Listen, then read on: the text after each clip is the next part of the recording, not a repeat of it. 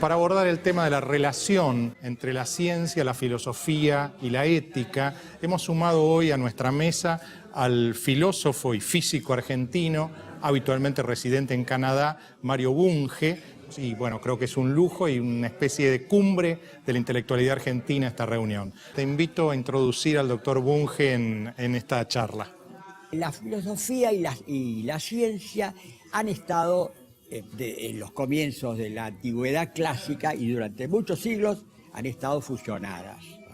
Las ciencias era una rama de la filosofía en Aristóteles.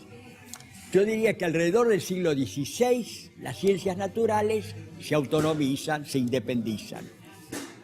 Y en el siglo XIX se independiza a su vez de la filosofía las ciencias humanas.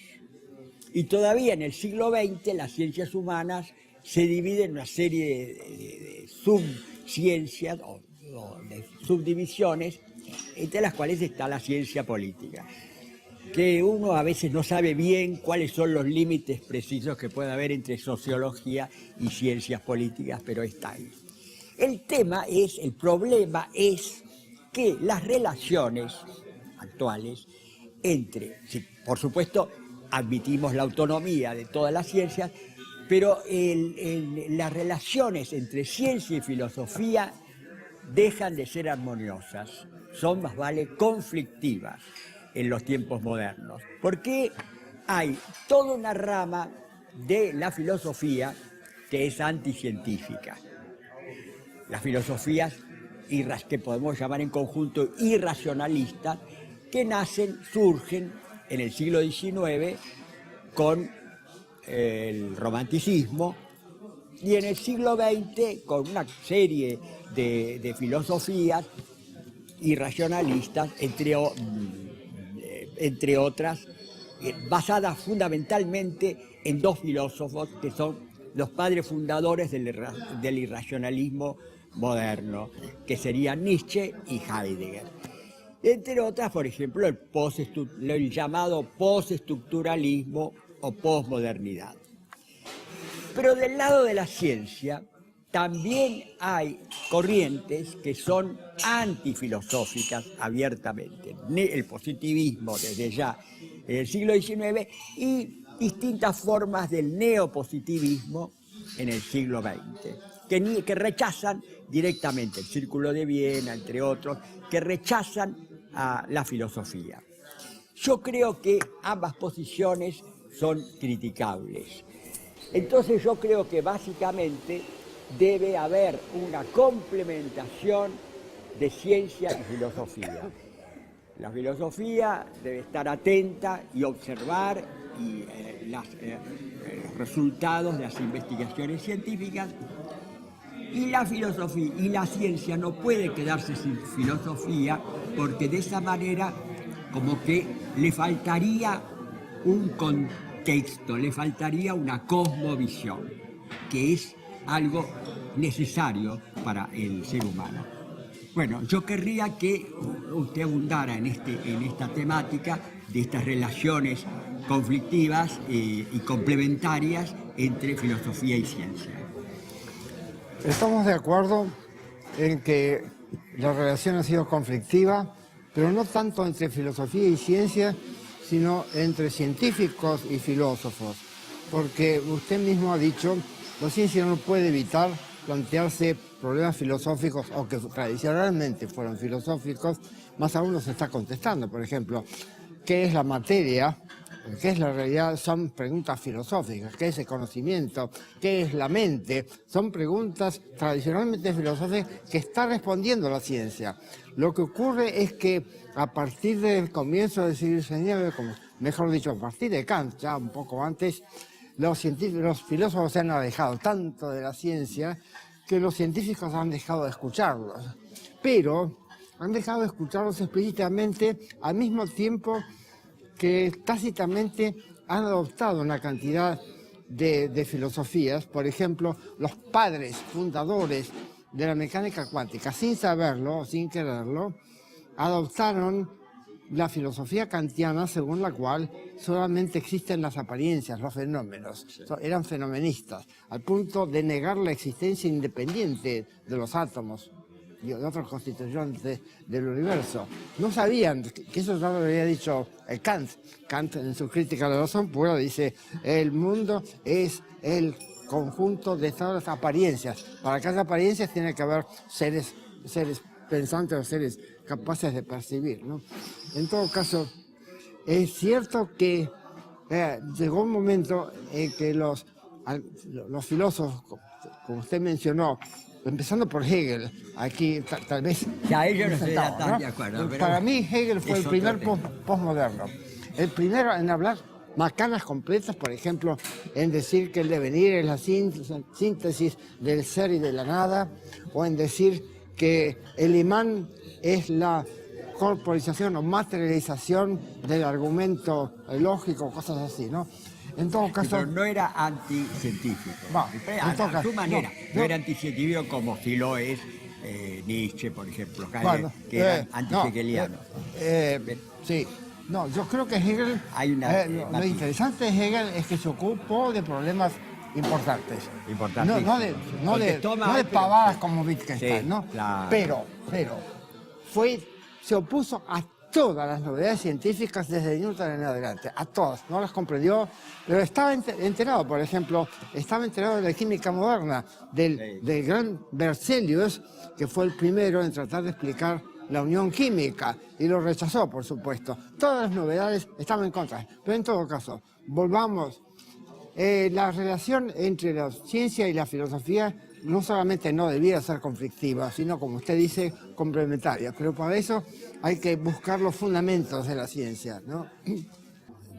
Yo me he ocupado justamente en toda mi vida, o gran parte de mi vida, en rastrear la fundamentación de la mecánica cuántica y de la relatividad.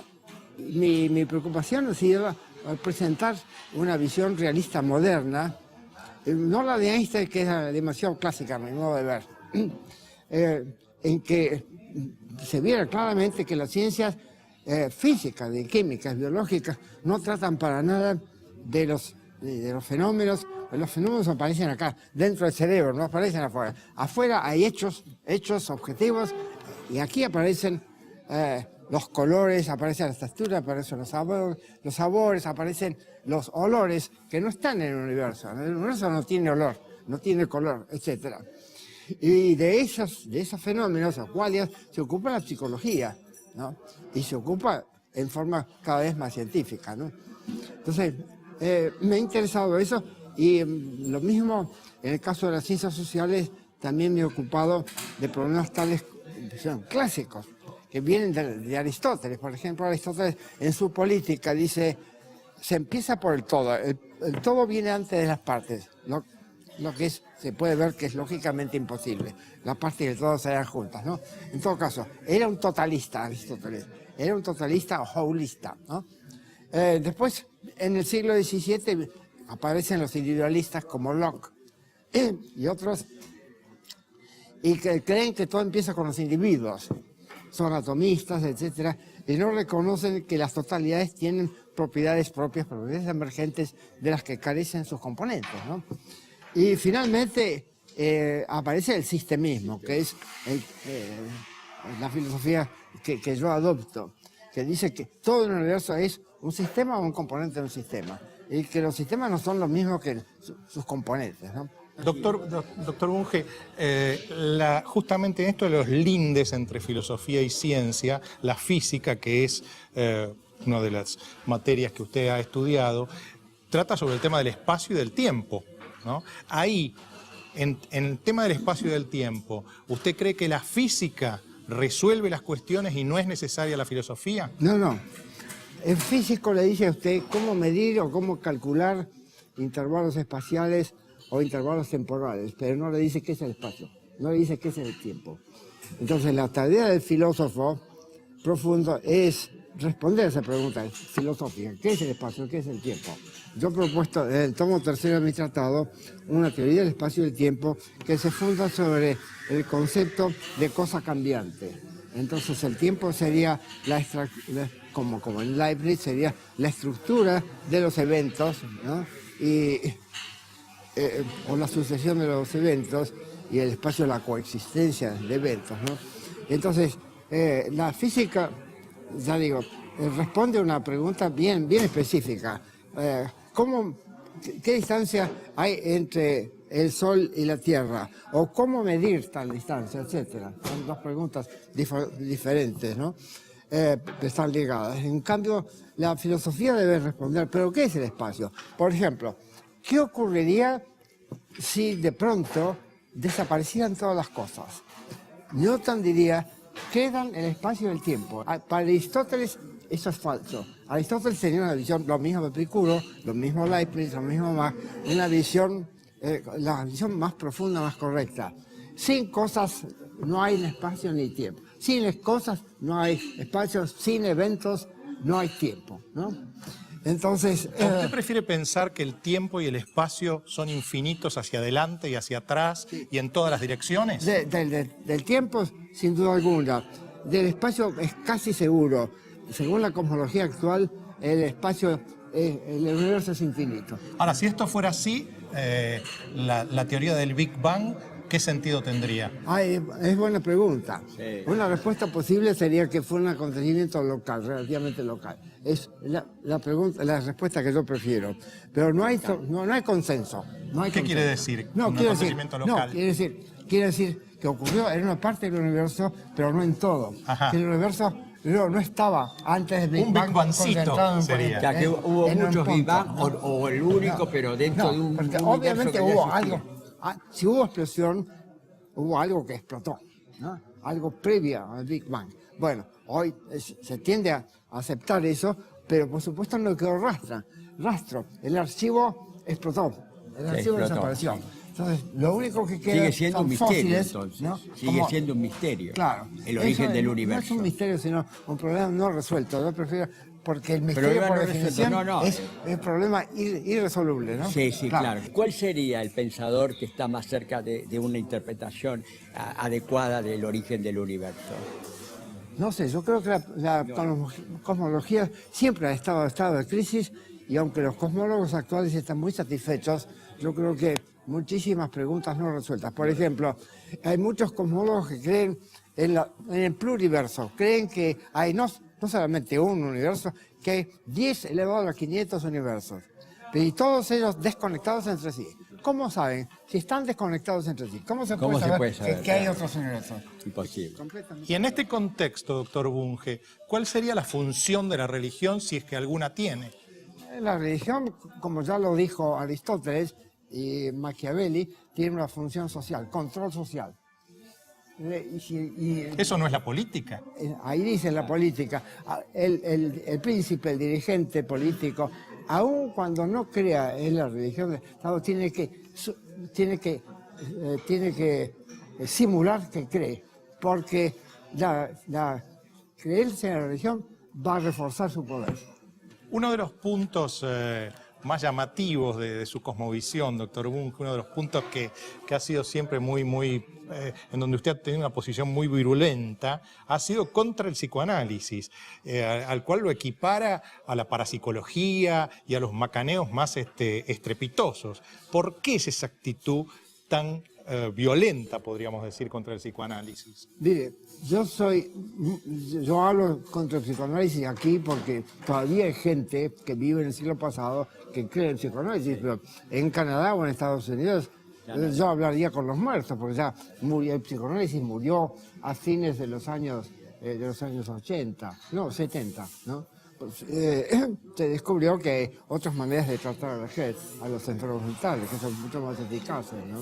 Y que no son negocios, y que están sometidos a control. La tarea del psicoanalista no la controla nadie, la tarea del médico, del psiquiatra, los controlan los hospitales, etcétera, es diferente. Además ellos publican papers en revistas, hacen experimentos, cosas que los psicoanalistas jamás han hecho, ¿no? ¿No funciona el principio de inducción en el psicoanalista? ¿No funciona en el psicoanalista el principio de inducción? No, funciona simplemente la fábula, no, para nada. Ellos no llevan estadísticas, ni les interesan. Cuando yo recién llegué, a mi universidad, McGill, que ocupa el lugar 17 en el ranking.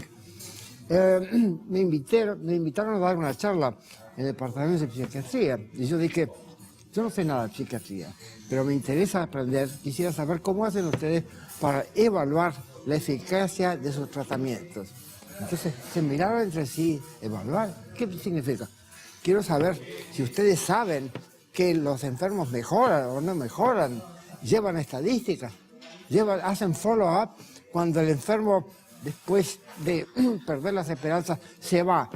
Ustedes lo pierden, lo siguen, lo llaman por teléfono para tratar de ubicarlo, decir qué pasó. No, claro que no, de ninguna. Si, mira, no sabían qué significaba evaluar, poner a prueba una hipótesis. No tienen la menor idea, la menor idea. Ya le digo, en Canadá después cambió, la cosa cambió, ya nadie, en ningún departamento de psicología. Este desprecio incluye, este desdén, este desprecio, ¿incluye a Freud? No, por supuesto, él fue el gran culpable, él fue el iniciador, el gran macaneador. Pero le digo, el psicoanálisis pasó de moda. En ninguna universidad que yo sepa se dan cursos de psicoanálisis. En ninguna universidad, solamente en la Argentina. En la UBA, sí, en la UBA. En la UBA, todo, bueno, prácticamente bueno, todo eso es el psicoanálisis. gran Pero yo haría un pequeño matiz, establecería un matiz entre Freud y Lacan.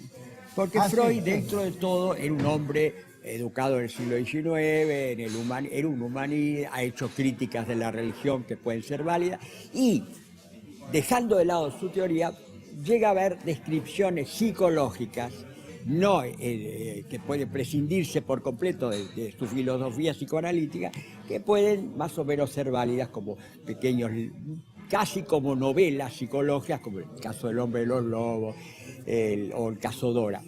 El caso de Lacan es absolutamente, ahí sí se puede hablar de un estafador. Yo creo que es un delirante con la habilidad como para explotar comercialmente sus delirios. Ahora, ¿ustedes dirían que el psicoanálisis no es científico? Porque en materia, podríamos decir, de qué hacer, de cómo el ser humano resolver sus problemas, nadie tiene la justa, nadie tiene Esa sería la cuestión. No, la cuestión es esta. El psicoanálisis durante muchos años, en muchos países, en particular en Argentina, impidió el desarrollo de la psicología científica. Había habido un comienzo ya a fines del siglo XIX en Argentina, psicología científica. Cuando llegó el vendaval psicoanalítico, barrió todo eso. ¿Y qué pasó? Se olvidaron del cerebro, se olvidaron de una de las enseñanzas de Hipócrates, y es que las funciones mentales son procesos cerebrales. Freud rechaza todo contacto, no solamente con la psicología experimental, sino también con la neurociencia, en la que había fracasado. Entonces, hoy día, pero en el mundo adelantado, donde hay ciencia de primera, la neurociencia cognitiva, o la psicología científica, es neurociencia cognitiva y social, además. Ahora, ¿no se puede caer en el peligro? Medio siglo de atraso de la psicología científica. Yo me acuerdo cuando estudié en la UBA, aún en la UBA, década del 40, 50, todavía había laboratorios de psicología. Yo he estado en laboratorios de psicología, todo eso se barrió. Cuando viene el psicoanálisis, barrió. Un laboratorio de psicología. Ahora, lo contrario, ¿no podría incurrirse en el riesgo, en el peligro de un positivismo que llevara a una idea de una especie de paraíso químico en donde el ser humano, cuando tiene un problema, una depresión, se le da una pastillita y se supone que eso lo va a curar? Esta idea, digamos, cientificista, ¿no podría llevar a una especie de ilusión de un paraíso químico? No es cientificista, sino reduccionista. Por ejemplo, un buen psiquiatra sabe que además de la píldora, tiene que darle consejos sobre el estilo de vida, sobre cómo resolver problemas problemas de inserción en la sociedad, de interacción con otros seres humanos, para los cuales la píldora no sirve. La píldora predispone al paciente a que afronte de esa manera esos conflictos de manera más calma, más racional, etc. Pero no resuelve los problemas, por supuesto que no. Para eso hace falta la educación. la relación del paciente, y si no se ha dado en la familia o en la escuela, tiene que dárselo a un buen psiquiatra. Muchas veces un amigo, incluso un sacerdote, puede darle consejos sobre la manera de conducirse, consejos muy buenos que no tienen nada que ver con la farmacología, ¿no? Entonces hay que combinar el tratamiento químico con el tratamiento social del paciente, porque el paciente forma parte de muchos sistemas sociales y hay que aconsejarlo. Un último tema, ya que estamos en esto y para terminar, porque ya estamos sobre el filo del programa, me parece que sería interesante abordar la cuestión de la diferencia, la distinción entre ciencia y tecnología, porque mucha gente critica, fustiga a la ciencia por la bomba atómica, por la ejemplo. aplicación que se hace. Por la aplicación de la supuesto. ciencia. Me Es gustaría otra cosa que distinta. abordaran este tema para cerrar el programa. De acuerdo, cómo no. El científico quiere entender el mundo, explorar el mundo, pero no pretende cambiarlo. El técnico, esencialmente, diseña artefactos, quiere cambiar el mundo, quiere mejorar o empeorar. Y artefactos ya sea para vivir mejor, ya para matar mejor, ¿no? En todo caso, las actitudes son totalmente diferentes. La del científico que estudia la realidad, la del técnico que pretende cambiarla. Incluso el tipo de problemas es radicalmente diferente. El científico aborda casi siempre problemas directos, problemas de causa-efecto. El técnico aborda casi siempre problemas inversos, de efecto acá. Yo quiero tal efecto. ¿Cómo hago para cazar lauchas mejor que con esta trampa? ¿Cómo hago para que las ondas que transmite la televisora lleguen a Chuquisaca y no a Mongolia? Empieza por los deseos o por las finalidades, por los efectos. A ver cuáles son las causas, cuáles son los mecanismos. Eso es un problema. Los técnicos creadores, los técnicos que hacen diseño de artefactos, enfrentan un problema mucho más difícil que los científicos. Yo di en la U hace muchos años, 60, un curso sobre antenas, y lo daba desde el punto de vista del físico. Dada una antena de tal forma, con tal corriente, ¿cuál es el campo electromagnético que emite? Eso no le interesa tanto al ingeniero de telecomunicaciones como este otro. ¿Cómo hago para transmitir señales de aquí a Tucumán? Ahora, el científico descubre regularidades. ¿Quién protocoliza para evitar que esas regularidades descubiertas por el científico sean utilizadas con un sentido tóxico? Bueno, ese es el ciudadano, política. la ciudadanía. Es un problema La político. ciudadanía, el ciudadano tiene que opinar sobre el lugar que desempeñan las técnicas, por ejemplo, las técnicas militar, en la conducción de la sociedad del Estado. A la ciencia no hay que controlarla, a la técnica sí, porque puede ser peligrosa. Acuérdese de la famosa entrevista que concedió el ayatollah Khomeini a Oriana Fallaci, la famosa periodista italiana.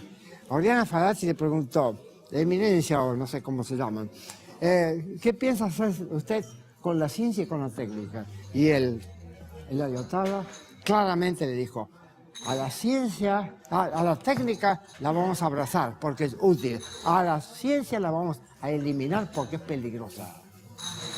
Una paradoja, ¿no? Dice todo lo contrario. Claro, quería tener hijos sin tener padres. La ciencia busca la verdad. La verdad siempre es positiva. La técnica, en cambio, es avalorativa, porque el ejemplo famoso es neutral. Es como el cuchillo que sirve igualmente para cortar la comida o para asesinar. Es decir, que en la ciencia no debe ser controlada ni regulada, Ya que- sí la técnica. Ya que trató este tema del ayatollah Khomeini, vamos a hacer una última pregunta, ya una Entre postúltima paréntesis, sería, uno ¿no? de los filósofos irracionalistas anticientíficos, Foucault, fue un apologista de Khomeini. Son cosas que la gente no conoce. ¿Cómo debe tratar el mundo? ¿Cómo debe tratar el mundo a los intolerantes que no creen en la ciencia, como Khomeini o como algunos fundamentalistas? ¿Hay que dejarlos que hagan su camino? Depende. Si tienen poder hay que tratar de derrocarlos. Pero si no tienen poder hay que simplemente compadecerse de ellos, intentar educarlos, reeducarlos, intentarlo.